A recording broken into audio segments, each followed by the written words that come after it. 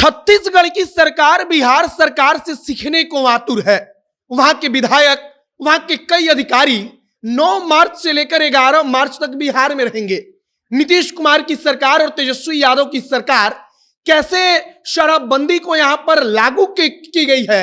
और कैसे यहां पर शराबबंदी का सिस्टम चल रहा है, इसको समझने के लिए छत्तीसगढ़ की सरकार अपने विधायकों को, अपने अधिकारियों को 9 मार्च को बिहार भेजेगी। बिहार सरकार से आकर छत्तीसगढ़ की सरकार सीखेगी, समझेगी कि शराबबंदी को लेकर इनका मॉडल क्या है, किस मॉडल के तहत पूरा का पूरा काम होता है और शराबबंदी के बाद जो राजस्व का नुकसान होता है, आखिरकार बिहार सरकार उसका क्या उपाय निकाल पाई है। आगे आपको एक एक करके सब कुछ बताएंगे, समझाएंगे कि छत्तीसगढ़ की सरकार बिहार सरकार से सीखने के लिए, इसके मॉडल को समझने के लिए अपने विधायकों को, अपने शायद मंत्रियों को भी और अपने कई अधिकारियों को, मतलब कि आईएएस को बिहार में क्यों भेज रही है। बाकी नमस्कार, मेरा नाम है मोहित कुमार सिंह और आप जनता जंक्शन देख रहे हैं। सबसे पहले अगर बात करें कि छत्तीसगढ़ की सरकार ऐसा कर क्यों रही है, तो शराबबंदी को लेकर छत्तीसगढ़ की सरकार इस समय सुगबुगाहट दिखा रही है।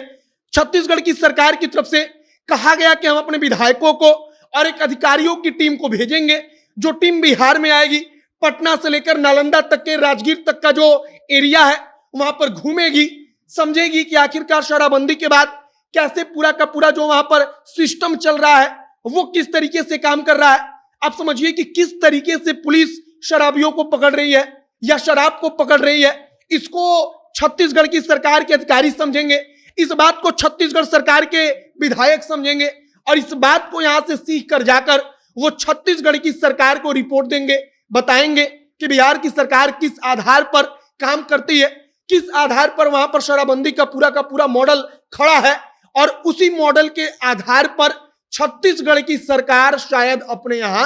कुछ करने वाली है।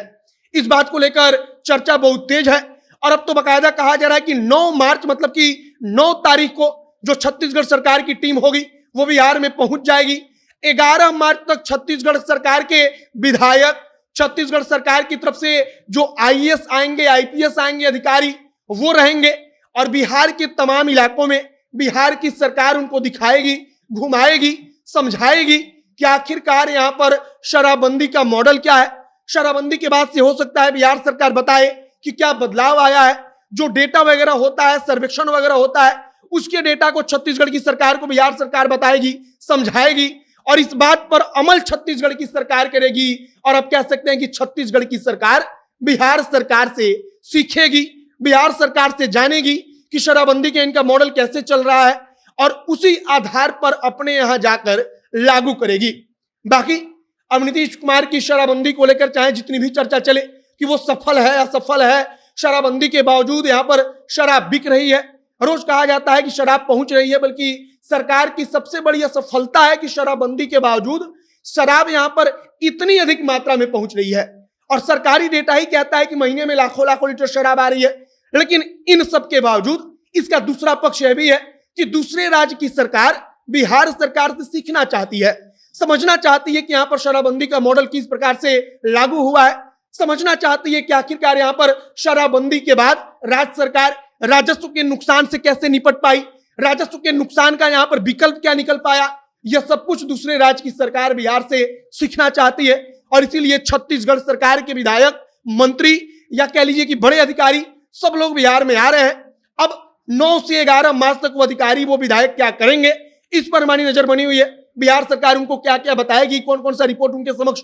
दिखाया जाएगा, जो भी आगे जानकारी आएगी, जो भी नया अपडेट आएगा, सब कुछ हम आप तक पहुंचाते रहेंगे। आप तमाम जानकारी के लिए जनता के साथ जुड़े रहिए। वीडियो वहीं पर समाप्त करते हैं। कैमरे के विशाल खड़े हैं और मैं मोहित कुमार सिंह। बहुत बहुत धन्यवाद।